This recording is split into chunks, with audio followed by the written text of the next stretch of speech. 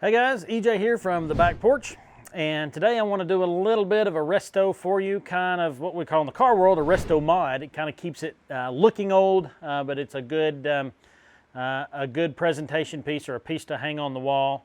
Actually, we're going to do a little bit of a polish job on this old fire extinguisher. Really cool piece. This is, by the way, just picked, still has the dust from the barn in it. In all of its splendor, all of its glory. This is as natural as you can find, so I want to walk you through the process of cleaning this up. We're not going to do a full polish. This is a brass fire extinguisher, so if you were to polish this, it would have a beautiful luster to it. But what I'm going to do today is do a polish job that actually just polishes this label and leaves the rest of it in its patina. So it would present well as somebody who's looking for an artistic type piece, or a piece that will give you a little bit of an influence of class, but antique as well. So we're going to take this fire extinguisher and make it presentable and eye-catching, but not completely restored. Keep the patina, but make it pretty nice too. So again, right out of the barn, it's got dust on it. The first thing that I would do in this situation is just take my rag and wipe it down. I'm going to take it out of its little holder, and I'll wipe that down a little bit. You can see the dust on it, and it will clean up really well. This is kind of enamel, like on your old signs. It's enamel, porcelain type, so it would clean up really well. But you're not going to be looking at this stand anyway, and that's not what we're really here to talk about, but I just can't walk by it. But what I would do with this, and I'll show you, just grab a little bit of Windex, go over it. It being porcelain, it's not going to hurt it. It will bring it to a luster, and clean it right up, no damage. If you need it to be shinier for that for some reason, you can actually take a little bit of carnauba wax and clean it up a little bit better. But that's all we're going to do in this particular situation for this piece, because it again is not what we will be highlighting. Set that over there out of the way. So again, give this thing kind of a little bit of a once over, get the cobwebs and barn dirt off of it.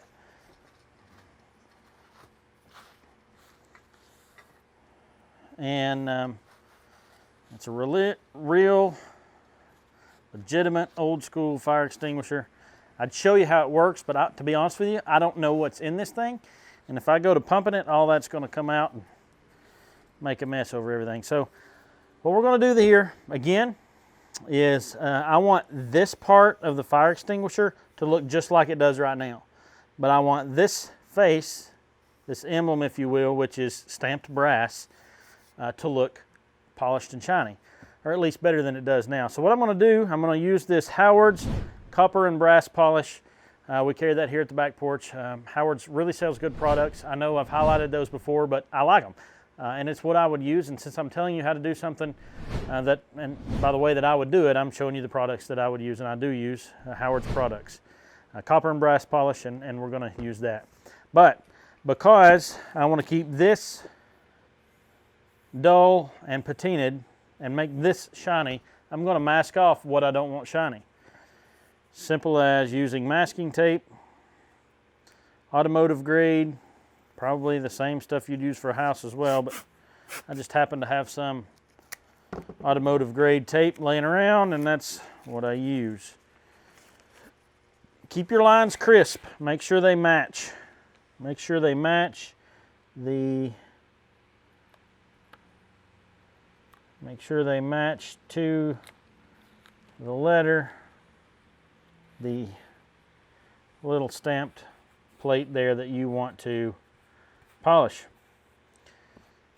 Now we'll do that on all four sides and get it ready to polish. You can lay the back side of that down, get it out of your way, but that's not necessarily necessary. What is necessary is the points at which you're going to be contacting the masking tape. Again, get it close, really close, as close to perfection as you can get it. because you want it looking good.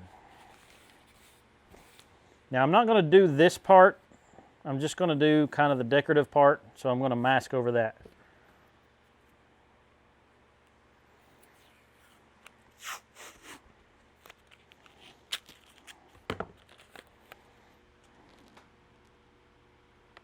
Nope, I'm going to mask over that, I said.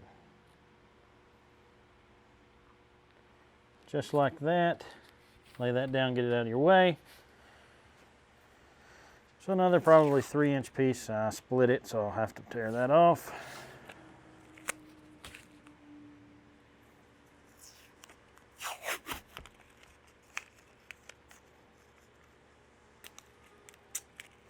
Now, a little bit about the polishing process as I'm finishing up this masking is literally polishing something is taking oxidation, which is a metal or a rust actually, which is a coating of hardened carbon or rust-like coverings that will be on the metal. You're actually taking those layers off. So in order to do that, you have to add friction, which will take a layer of the metal off down to that which is new. Actually, some of the guys that do the guard the Tomb of the Unknown Soldiers, they polish their buttons so much, they take so much metal off of them to keep them shining that they polish the eagle off of them. They take the embossed eagle off of them because they've polished them so much. They've taken metal off to keep it shiny, and that's what we're doing here. To aid in that process, we're going to use this copper and brass polish. Always make sure and shake it. Always a good idea to keep your finger over top of the lid so that it doesn't squirt out, kind of like it did right there. When I use a terry cloth, I like to use the soft side for that particular process. Now I'll double it over so that I can still use, probably just double it over so that I can put a finger behind it and really get some pressure down on the brass. Now I'm going to wet this good so that there will be a lot of polish on my rag. And I'm just going to dab it on there and go to town. And again, it is because of friction that this works. So the harder that you do it, the better off you are. And you'll see when we get finished that this is going to be at least cleaner and have a pretty cool look. If I wanted it to be a high luster gloss, then I would have to use some sort of machine that had high RPMs and that would get lots of heat quicker. And it would make it shinier. Add a little bit more of our polish. Do that 4 or 5 times and it'll really start coming to life.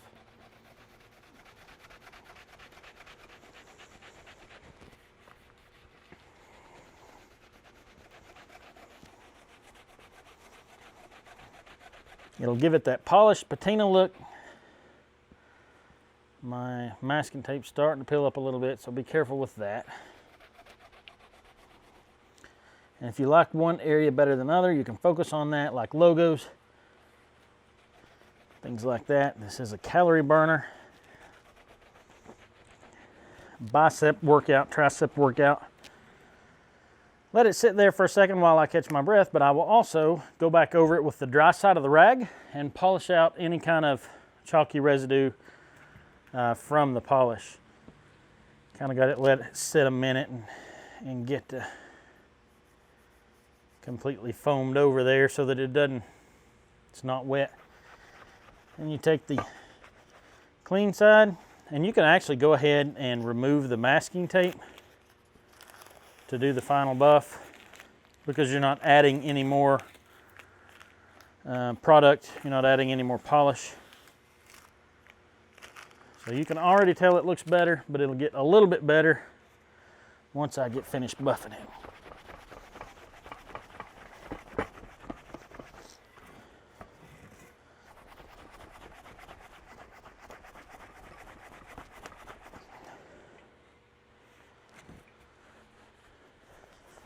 I can feel that. It's warm, which means it was working. Again, friction.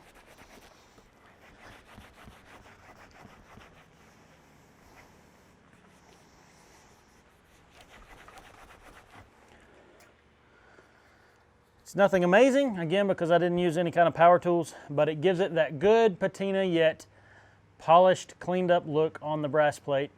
If this were mine, I would hang it in my garage or man cave just like this so that it had the patina look, but it also had the clean stamp label. So again, a little bit of elbow polish and some Howard's copper and brass polish with that elbow grease. A little bit of know-how that I've now given you. You can take something that somebody might throw away and make it a wall hanger. So anyway, enjoy and happy polishing.